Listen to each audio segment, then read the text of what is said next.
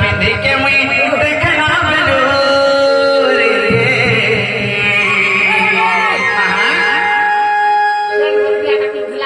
केन बोतरा बच्चो कोलटा की से चटकाटा कोलटा पिंधे ना ए बाबू आई मोरो ने तना भला ई मोर दिल से तना भला ई मोर मोर लागे तना भला बेसना महेरी मोधरा मोर गेलो मोर पुचु आसो गो मोर दुती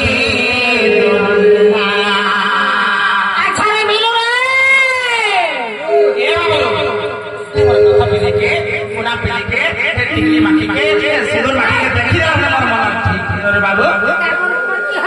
मते केनता के लागि छी केनता लागु छी बोलछ जीवन परि विषय रटले उठी भगवान करे हटा हां खुशी मोर शांति हैप्पी लाइक तो देहे बाबा भूल चले बाबे काई छी आबे तो जुटी के मोर धन मालिक के मुई देखा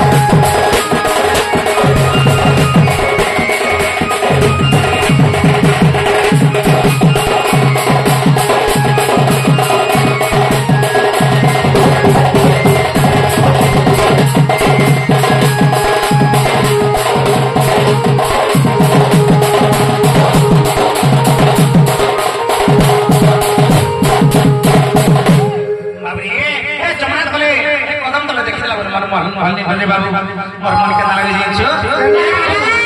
कीर्ति के न थरबो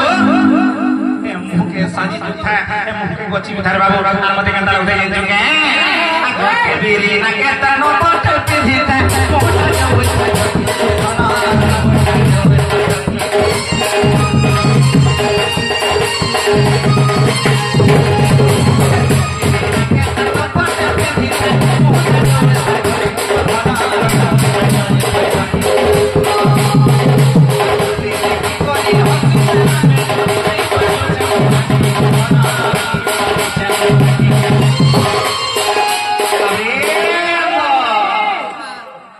मते देखि करी हसी देला बेलो नहीं पारु छे मैं टाक दे धन नहीं पारु छे मैं टाक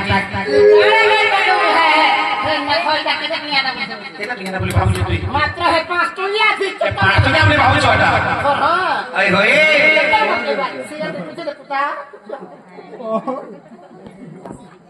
बाबू समय तो संतोष करनो जब बीजा रे प्रेम हंत बोला प्रेम से आओ धरी बोलो प्रेम से आओ बैठे बाबा ये बाबू गोटी मेरी ना करता